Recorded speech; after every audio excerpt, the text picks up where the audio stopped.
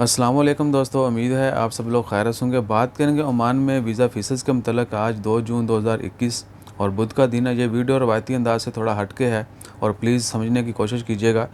बहुत सारे दोस्त अब इस चीज़ से वाकिफ़ भी होंगे, लेकिन शायद वो एक्सप्लेन या इस चीज़ पे जो है ना ट्रस्ट ना कर रहे हों।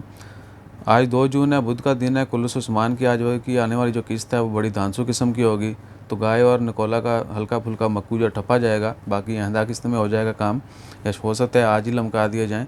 अच्छा जी, ओमान में लास्ट वीक जब अनाउंसमेंट की गई कि ओमान 1 जून से जो है नई वीज़ा फ़ीसेस जो हैं वो अप्लाई कर रहा है, रूल जो है इम्प्लीमेंट हो जाएगा। वीज़ा तो खैर अभी ओपन नहीं हुए, लेकिन रूल्स जो है इम्प्लीमेंट हो चुके हैं। और पुरानी तमाम तफसीलात जो हैं उसमें कहीं पर भी ये मेंशन नहीं किया गया कि पायन ये वीज़ा और ये फ़ीस इस तरह की। जी सॉरी, मुझे एक कॉल आ गई थी इम्पोर्टेंट।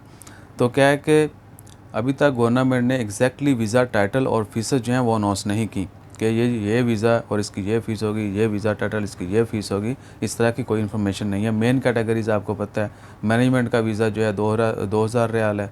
जितने भी इंजीनियर्स के वीज़ा हैं उनकी जो है 1001 रियाल तक कहा गया है। बाकी स्पेशलाइज्ड जो मेन चीज़ है वो आके मुकती है स्पेशलाइज्ड वीज़ा, यानी वो तमाम वीज़ा जो स्पेशलाइज्ड कैटेगरी में फॉल करेंगे उनकी फ़ीसेस 600 रियाल होंगी।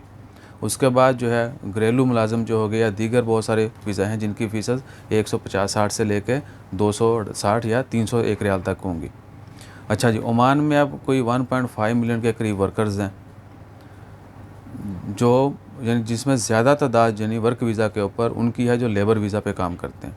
लोअर कैटेगरी के जो वीज़ा हैं उनके ऊपर लोग ज़्यादा काम करते हैं।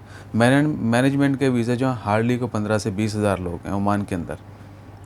जो NCSI का डाटा है उसके मुताबिक 15 से 20 हज़ार के लोग करीब हैं, जिनमें से मेजॉरिटी जो है वो गवर्नमेंट की जॉब कर रही है और वो भी रिप्लेस किया जा रहा है उनको ओमानियों के साथ। अच्छा, आने वाले जो चंद महीने हैं 2021 के एंड तक जब गवर्नमेंट की मोस्टली जॉब्स हैं एक्सपर्ट्स की ख़त्म कर दी जाएंगी, मैनेजमेंट की सिर्फ ओमानियों को रखा जाएगा।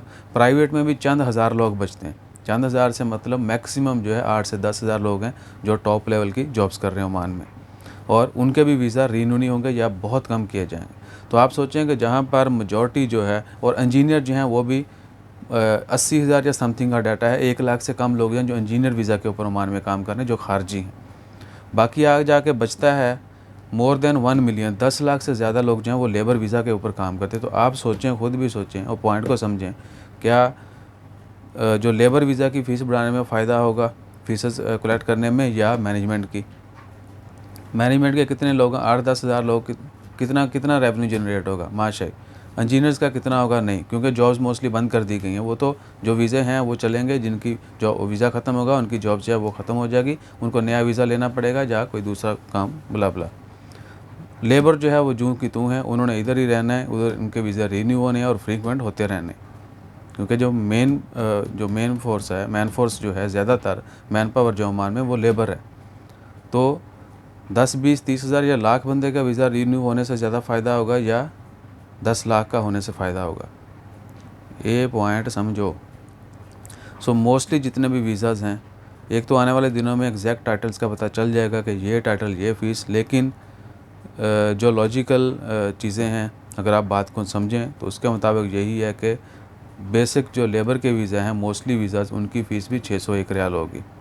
बहुत कम वीज़े ऐसे होंगे जिनकी फ़ीस 300 रियाल होगी।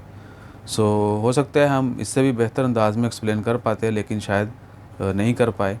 लेकिन उम्मीद है कि आप ज़रूर समझ गए होंगे हमारे पॉइंट्स। और तुहानू पता है इत्थे वैसे भी थोड़ी एहतियात ही करनी चाहिए, मुहतात ही रहना चाहिए और एहतियात ही करनी चाहिए।